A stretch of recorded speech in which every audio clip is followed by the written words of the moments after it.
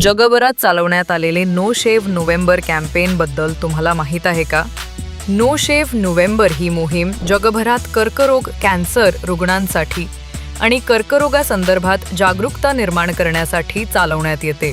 सन 2007 मध्ये अमेरिकेतील शिकागोमध्ये राहणारे मॅथ्यू हिल या व्यक्तीचा कॅन्सरने मृत्यू झाला.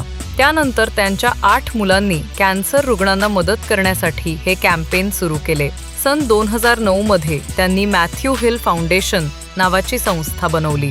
नोव्हेंबर महिन्यात लोक दाढी करत नाही व केसही कापत नाही व त्यातून वाचलेले पैसे मॅथ्यू हिल फाउंडेशनला देतात आणि मॅथ्यू हिल फाउंडेशन कॅन्सर संदर्भात काम करणाऱ्या संस्थांपर्यंत ते पैसे पोहोचवण्याचे काम करते.